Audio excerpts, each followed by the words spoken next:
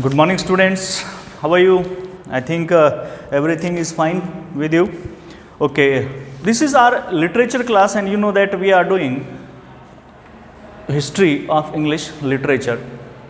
In the English literature, we have 15 periods or 15 ages, we can say, and we have done two ages, that is Old English literature, and with that Middle English literature, and for that I have already told you in our previous video. So today we are going to do the third generation or the third age of his English literature. Okay, and what is the important? Because this is the important age of English literature. The third one is Elizabethan poetry and prose.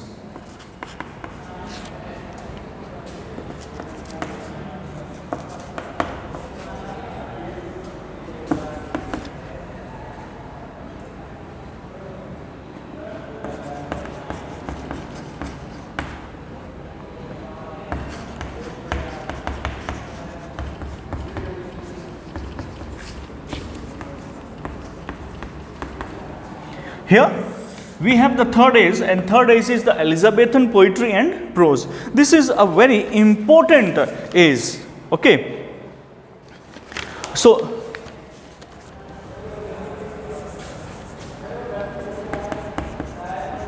Elizabethan poetry and prose, this is very important age, because after that there was a big reformation, there was a big change in English literature. There came a big change. So and after that the Shakespeare was also in this age. Shakespeare भी इसी as के अंदर ही थे, और बहुत बड़ा बदलाव आया था राइटिंग्स में, specially in literature writing. it came a very big change in English literature's history. So let's start. So here, after the death of Geoffrey Chaucer in 1400, so a century has gone without great literary outputs. So that the century before it, the Elizabethan age, there was not a big things written by the poet over there. So it was called a blank period of English literature. So this period is known as barren age of literature. Barren means viran. तो barren age of English literature था, and after that it came the Elizabethan prose and poetry. So Sir Thomas White and the Earl of Surrey are often mentioned together in this age, and Thomas White introduced the sonnet in English. So this was an important thing. Sonnet, I will tell you later that what is sonnet. Okay.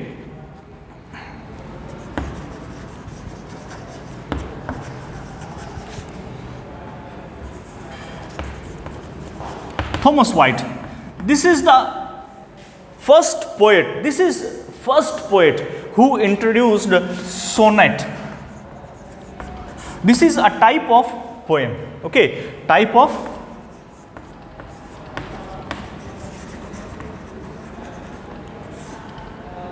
poem. 14 lines consist in this poem with the two stanzas. There are two types of sonnets. We will talk on it later, but this is a very important part of sonnets, because we will read most sonnets in our literature also here. So we should know that what is sonnet, and we will know about it later in our next videos.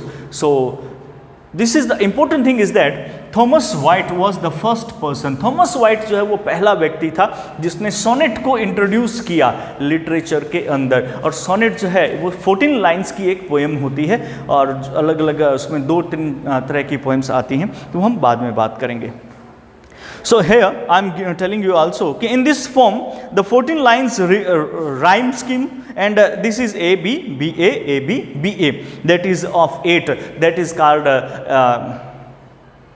octave, and 2 or 3 rhymes in the last 6 lines, and that is called sextette. Okay, so the Earl of Surrey blank verse is remarkable, and also the blank verses were also introduced. Blank verses is also a type of poem. Here we have a type of rhyme scheme in sonnets, but in blank verses we have not any rhyme schemes. कि blank versus में कोई rhyme scheme नहीं होती है, इसीलिए इनको blank words कहा जाता है, क्योंकि इनमें राइमिंग नहीं होती है, तुकबंदी नहीं होती है। तो वो यहाँ वहाँ से वो कहते हैं ना कि भानुमति ने कुनबा, कहीं का ईंट कहीं का रोड़ा, भानुमति ने कुनबा जोड़ा। सो लाइक दैट यहाँ पर जो है वो कहीं पर भी कोई चीज़ जो है वो मेल नहीं करती थी, कोई लास्ट में इनकी साउंड्स जो है वो एक जैसी नहीं होती थी, तो उसे ब्लैंक वर्ड्स कहा जाता है। So here Christopher Marlowe, Shakespeare, Milton and many other writers made use to it. So these writers used blank verses in this literary form. So total songs and sonnets, we have total 1557 sonnets in English literature history. Okay, so is the first printed anthology of English poetry. It contained 40 poems by Surrey and 96 by White. There were 135 by other authors. Some of these poems were fine, some childish. Means they wrote different poets wrote different type of poems, and they wrote many sonnets. Mostly they wrote sonnets in the literary period. So here we have a few datas here for the sonnets. So here by Surrey, he wrote 40 poems, White wrote 96 poems, and 135 poems by other authors at that time. So in 1609, as Shakespeare came into the literature history, he wrote 154 sonnets in his lifetime, कि अपनी पूरी life time में उन्होंने 154 sonnets जो Shakespeare है उसने लिखी। These sonnets were addressed to one Mr. W.H. और उसने ये सोनेट्स जो है वो ज़्यादातर जो एड्रेस किया, यानी कि संबोधित करके लिखी, वो किसको लिखी? W.H. को संबोधित करके लिखी। और W.H. जो है वो कौन है? विलियम हर्बर्ट, जो उसका एक फ्रेंड था और जो कि अर्ल ऑफ पेम्बरोक था। Earl of Pembroke mean the king of Pembroke. He wrote for him all those sonnets, 154 sonnets. तो ये एक बहुत ही इंपॉर्टेंट चीज़ थी कि उसकी ज़्यादातर sonnets, if it is asked to you, अगर ये आपसे पूछा जाए कि sonnets जो है वो शेक्सपियर ने sonnets जो है वो किसको एड्रेस करके लिखी, तो WH means William Herbert. The rape of liquor are notable. So here by writing, Shakespeare wrote a poem, then that's name is The Rape of Lucrece, and this is very notable poem for the world. यानी कि ये poem जो है वो बहुत ही notable है। Venus and Adonis उसने लिखा, यानी कि other people mention in the sonnets are a girl. किसी दूसरे लोगों ने क्या है कि गर्ल को जो है वो एड्रेस किया है इसके अंदर, राइवल पोएट को है या डार्क आइड ब्यूटीज़ को जो है वो सोनेट्स में एड्रेस किया गया है। पर इसने जो है वो केवल शेक्सपियर जो है उसने Shakespeare's two big long poems है, शेक्सपियर की दो बहुत बड़ी लंबी पोएम्स है जिसमें एक तो वेनिस एंड एडोनिसिस है और सेकंड जैसे मैंने आपको बताया द रेप ऑफ लुक्रेस, इसको रेप ऑफ लॉक भी कई बार कहते हैं, वो आती है। One of the most important poets of Elizabethan period is Edmund Spenser। इसी एलिजाबेथन पीरियड का एक तो मैंने आपको बताया कि थॉमस वाइट था जिसने सोनेट इंट्रोड्यूस किया, ब्लैंक वर्सेस भी इसी दौरान आई, और जो इम्पोर्टेंट पोएट थे इस टाइम के उसमें एक शेक्सपियर थे और दूसरे जो इम्पोर्टेंट पोएट थे वो जो सबसे ज़्यादा इसमें कहा जा सकता है वो है स्पेंसर। ठीक है, जो वो काफ़ी ज़्यादा एक इम्पोर्टेंट एडमंड स्पेंसर जिसका पूरा नाम है, वो बहुत ज़्यादा इम्पोर्टेंट पोइट है उस समय के, एंड 1552 के अंदर इनका बर्थ हुआ और 1599 में इनकी डेथ हुई। He has been addressed the poet's poet. इसको हमेशा क्या कहा गया है? एडमंड स्पेंसर जो है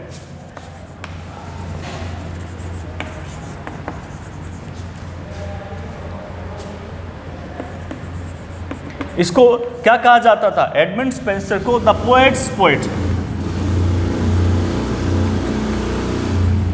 एडमंड स्पेंसर जो है इसको पोएट्स पोएट के नाम से जाना जाता था, यानी कि कवियों का कवि इसे कहते थे। तो आप खुद देख सकते हैं कि जिस व्यक्ति को कवियों का कवि कहा जाता है, ठीक है, the person who is called poets poet, so how much importance it had taken at that time, कि कितनी ज़्यादा इंपॉर्टेंस इसने ली होगी उस समय के अंदर, कितना इंपॉर्टेंट ये पर्सन रहा होगा उस समय के अंदर, बहुत इंपॉर्टेंट था। Spenser's Amoretti 88 Petrarchan sonnets celebrates his progress of love, और उसकी जो द्वारा लिखी गई 88 सोनेट्स जो थी वही उसके लव को आगे प्रोग्रेस करने को डिफाइन हमारे यहाँ पे करती है।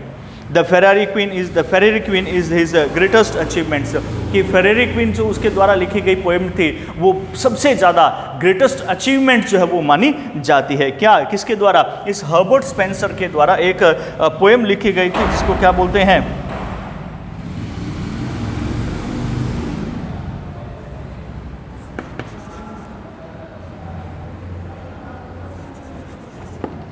The Faerie Queene. Faerie Queene एक बहुत ही इंपॉर्टेंट पोएम जो है उसके द्वारा लिखी गई थी। किसके द्वारा? हर्बर्ट स्पेंसर के द्वारा, जो बहुत ज़्यादा इसने जो है वो प्रसिद्ध हुई थी, बहुत ज़्यादा फेमस ये हुई थी। और Spenser invented a special metre for the Faerie Queene. Faerie Queene के लिए एक स्पेशल मीटर उसने इन्वेंट किया था। मीटर एक्चुअली क्या है कि एक लिखने का टाइप होता है पोएम्स को, कि जिसके अंदर कहाँ पर हमें सिंगल जो है एम्फेसाइज वर्ड का यूज़ करना है, कहाँ डबल कोटेशन का यूज़ करना है, कहाँ तो ये सारी चीज़ें जो है वो लेटर ऑन आपके लिटरेचर पीरियड में आएगी। जब आप कॉलेज के अंदर जाओगे तो इन चीज़ों को आप सीखोगे, अभी ये हमारे काम की नहीं है। पर इसने एक अलग से ही एक स्पेशल मीटर का जो है वो इन्वेंट किया था फेरी क्वीन के लिए। ये थोड़ा इंपॉर्टेंट चीज़ है। The verse has 9 lines and the rhyme plan is A B A B B C C B C C. This was the rhyme plan and he wrote the meter. The verse has 9 lines. उनकी versus जो होती थी, versus बोलते हैं poems को ही, तो उसकी वो जो वर्सेस है उनमें 9 जो है वो लाइन्स हुआ करती थी। Michael Drayton and sir Walter Raleigh are the important poets of Elizabethan England. और उसके बाद में जो माइकल ड्राइटन और वॉल्टर जो है वो एक बहुत ही इम्पोर्टेंट पोइट रहे हैं, तो दूसरे जो है एलिजाबेथन पीरियड के पोइट रहे हैं। Ben Jonson also produced fine poems in this period. So other poets are John Lyly, Thomas Kyd, George Peele, Thomas Lowes, Robert Greene, Christopher Marlowe and Thomas Nash were important poet of that time. Okay, so John Donne was also an important poet of that times and John Donne works at the beauty of Elizabethan literature. कि John Donne जो है फिर वो एक बहुत ही important जो poet हैं वो इस पीरियड के आते हैं और इन्होंने एलिजाबेथन पीरियड की ब्यूटी को बहुत ज़्यादा बढ़ा दिया था। He was the chief figure of metaphysical poetry. Metaphysical poetry का चीफ फिगर वही रहा है। मेटाफिजिकल भौतिक मीमांसा के लिए आता है कि उसकी लिटरेचर पीरियड को उसको बढ़ाने में और मेटाफिजिकल पोएम लिखने में उसका कोई जवाब नहीं था। थॉमस नेस जो also a very big poet at that time. Sir Francis Bacon, a versatile genius of Elizabethan England, he is considered as the father of English essays. Okay, this is also a very important things. Father of English essay. Father of English essay. Who is called the father of English essay? The father of literature, Shakespeare. The father of literature is called, who is called the father of literature? Shakespeare. But the father of English essays, Bacon. The father of English essay. Who is father of English essay?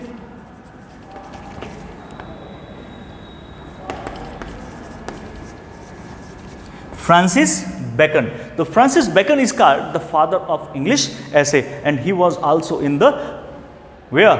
Elizabethan period. ये भी कहाँ पर थे? Elizabethan period में। तो आप समझ सकते हैं कि एलिजाबेथन पीरियड इतना इंपॉर्टेंट क्यों था कि देखिए एलिजाबेथन पीरियड के अंदर ही थॉमस वाइट ने सोनेट को इंट्रोड्यूस किया। इसमें दो तरह की सोनेट्स आती थी, पेट्रार्कन सोनेट और शेक्सपियरियन सोनेट। शेक्सपियर ने भी 154 सोनेट लिखी और वो भी एक बहुत ही Shakespeare also a very great poet of Elizabethan period and he wrote 154 sonnets. Shakespeare is called the father of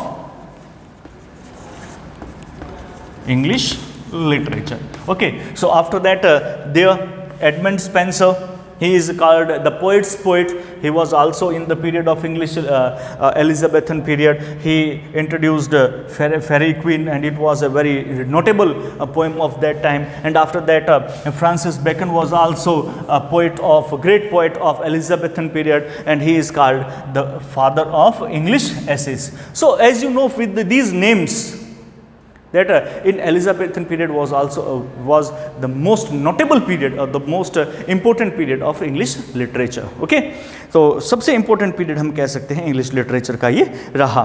इसमें और भी थे, काफ़ी ज़्यादा और poets भी इसमें आए हैं. ठीक है, जैसे John Johnson is considered as the father of English literary criticism. Okay, तो इसी में ही एक और रहे हैं, कौन है? जॉनसन. जॉनसन पोइट भी रहे हैं और इनको क्या कहा जाता था? Father of English literary criticism.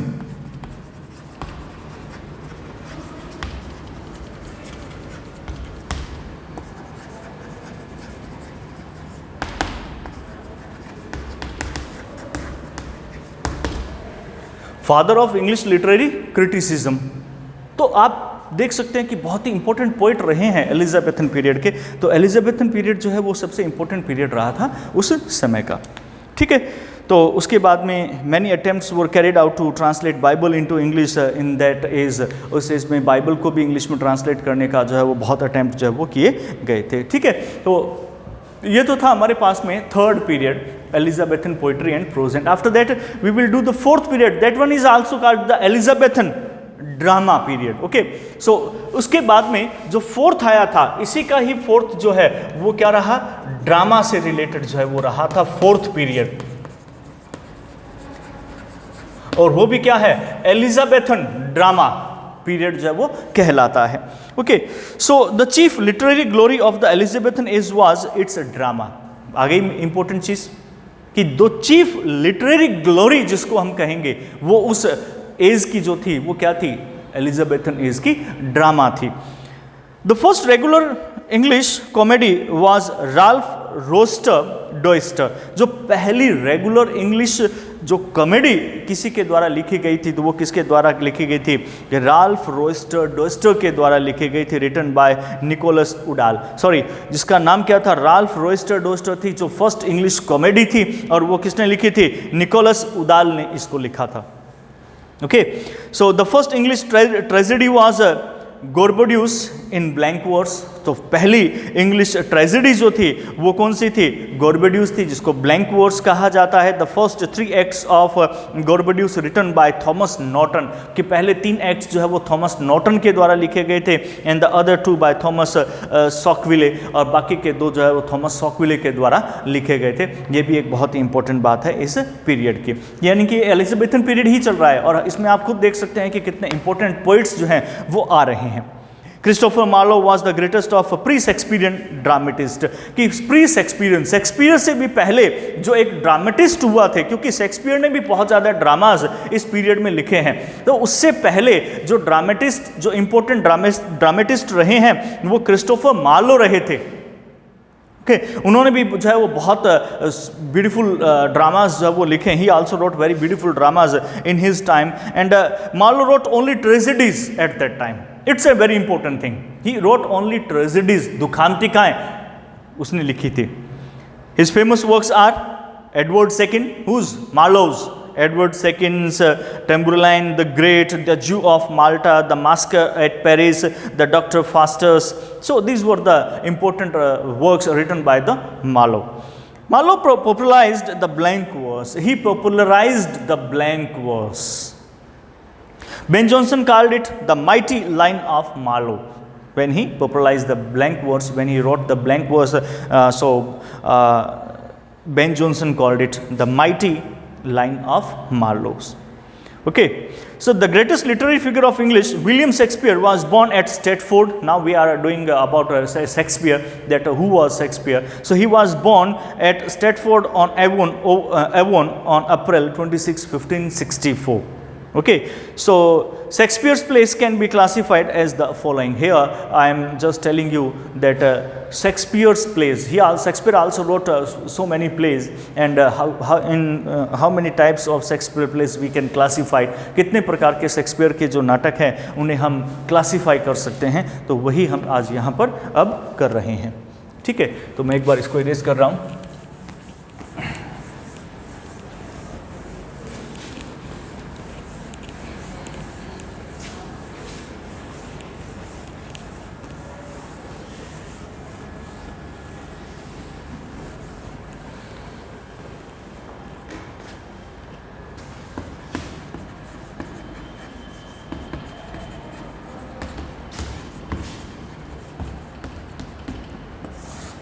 Shakespeare's pledge कि शेक्सपियर के जो नाटक है वो कौन कौन से हैं और उन्हें कितने टाइप्स में हम उसको क्लासिफाइड कर सकते हैं।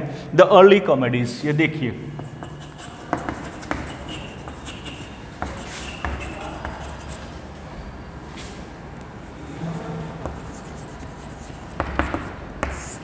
The early comedy. तो फर्स्ट पीरियड जो है उनका क्या है, अर्ली कॉमेडी जो है वो टाइप की थी, उसने जो है वो लिखी शुरू में he was not in starting, he was not so successful in writing place. Okay, so in these immature plays, these were the immature plays, the early comedies were the immature plays, so the plots are not original at that time. He picked the plots from here and there or from others, but these are not the original plots at that time, कि ये उस वक्त original plots जो है वो नहीं थे। The characters are less finished and the style lacks the genius of Shakespeare. At that time, he didn't explore his genius to in front of the people. उसने लोगों के सामने अपनी genius explore नहीं कर पाया था। उसके बाद में the English histories, second उसने फिर क्या किया, ये इस टाइप के लिखे, इस टाइप के लिखने के बाद में जैसे ही वो मैच्योर हुआ, as he became mature, he wrote the next level plays.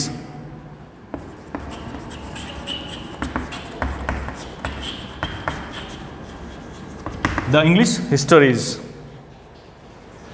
These plays show a rapid maturing of Shakespeare's technique. जैसा कि मैंने बताया कि उसके बाद में वो मैच्योर हुआ, तो ये जो नाटक आते हैं इस टाइम में जो उसने नाटक लिखे वो उसके क्या थे, उसकी मैच्योरनेस को जो है वो शो कर रहे थे। It shows its maturity of Shakespeare's technique. His characterization has improved, उसने करेक्टराइजेशन को इम्प्रूव कर लिया था। The plays in this groups are Richard second, Henry fourth and fifth, ये प्लेज उसने लिखे थे। उसके बाद में मैच्योर कॉमेडीज आती है।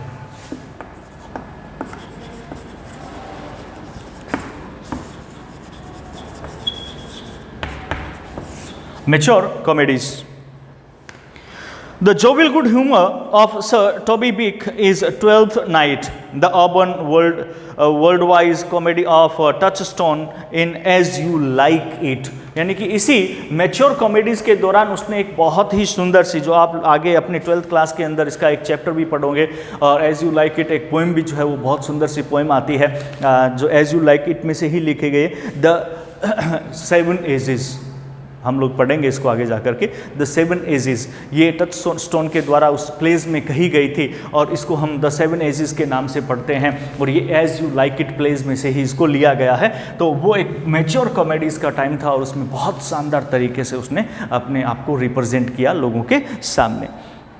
In the comic sense, in the Merchant of Venice, the Merchant of Venice, wow, what a type of play, बहुत ही beautiful play, the merchant of Venice, बहुत शानदार। ठीक है, तो वो उसने लिखा था। This were the important work of his time. कौन सा, एज यू लाइक इट और the merchant of Venice. Okay, so much ado about nothing etcetera, these were also the plays of him are full of vitality, the contain many comic situations, और उसके बाद में बहुत सारी comic situations भी जो है वो देखने को मिली। Okay,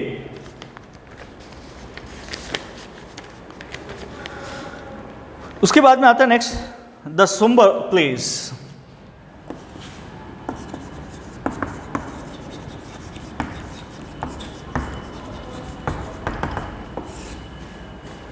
The somber plays. Okay, so in this group are all's well and ends well. ये एक प्ले था, उसके द्वारा लिखा गया all's well the ends well. ठीक है, so all is well the end is well. जब सब सही है तो अंत भी सही होगा। Okay, measure for measures and the Troilus and Srisenda. These plays show a cynical attitude to life and are realistic in plot. यहाँ पर उसके जो प्लॉट थे वो रियलिस्टिक थे, उसने रियल एक लाइफ को लेकर के उसने इन प्लॉट्स को यूज़ किया, उसने इन नाटक को लिखा। उसके बाद में आता है the great tragedies, number 5।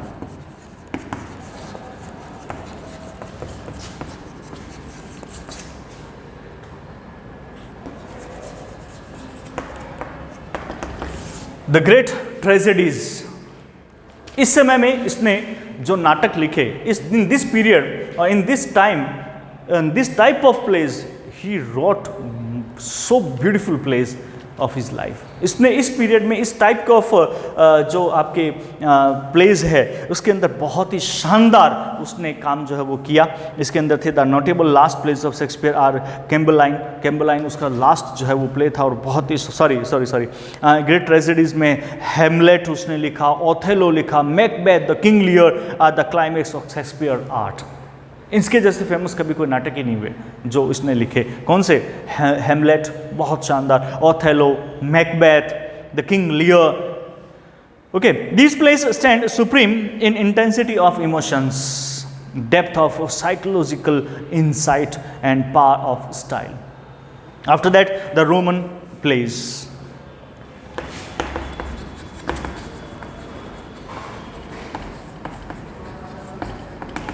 The Roman plays. He wrote the Roman plays. Julius Caesar, Antony and Cleopatra, Coriolanus, etc. follow the great tragic period. Unlike Marlowe, Shakespeare is relaxed in the intensity of tragedy. कि Marlowe की तरह जो है वो नहीं था, Shakespeare जो है वो रिलैक्स था इस प्रकार की इंटेंसिटी ऑफ ट्रेजेडी को लेकर के। और फिर उसके बाद में आता है सेवंथ, द लास्ट प्लेस। अब उसने अपने लाइफ के एंड टाइम के अंदर जब उसने जो प्लेस लिखा था उसको लास्ट प्लेस का नाम दिया गया है। The notable last plays of Shakespeare are Cymbeline. Cymbeline जो है वो उसका एक बहुत ही नोटेबल प्ले है जो बहुत फेमस हुआ था। The Winter's Tale and the Tempest, this both are also very famous at that time. ये भी बहुत फेमस थे उस समय के अंदर। तो ये था शेक्सपियर का पीरियड। Shakespeare remains as the greatest English dramatist even after 4 centuries of his death. 4 centuries हो गए उसके डेथ हुए, पर आज भी सबसे ज़्यादा फेमस जो कोई अगर पोइट है तो वो है Shakespeare. Okay, other dramatist who flourished during the Elizabethan period. अब मैं दूसरे ड्रामेटिस्ट के बारे में बता रहा हूँ जो इस पीरियड के दौरान जो फ्लरिश हुए, फले फूले इनके साथ में, जिनका नाम बहुत ज़्यादा तो नहीं हुआ पर फिर भी ये थे। और वो कौन थे? बेन जॉनसन, काफ़ी अच्छे ये। He introduce the comedy of humours. अब उसने कॉमेडी ऑफ ह्यूमर्स को इंट्रोड्यूस किया बेन जॉनसन ने। ये देख लीजिए, अब एक बार फिर जॉनसन, जैसे मैंने पहले भी बताया था कि बेन जॉनसन जो है उन्होंने कॉमेडी ऑफ ह्यूमर को जो है इंट्रोड्यूस किया। Other portraits, the individual are dominated by the marked characteristics. He is best known for his every man is in his humor. कि वो सबसे ज़्यादा जाने जाते हैं किससे? कि every man is in his humor। तो वो उसने लिखा था और बहुत ही शानदार प्ले उनका रहा था। ओके, तो ये तो था आपके पास में शेक्सपियर के बारे में, एलिजाबेथन पीरियड के बारे में। इसके बाद में नेक्स्ट आएगा हमारा John Milton and his time. फिर जॉन मिल्टन का समय आएगा, इसको रिफॉर्मेशन पीरियड भी कहा जाता है, जो हम नेक्स्ट वीडियो के अंदर करेंगे। Okay, till then good bye and I hope you have understood it very well. Thank you.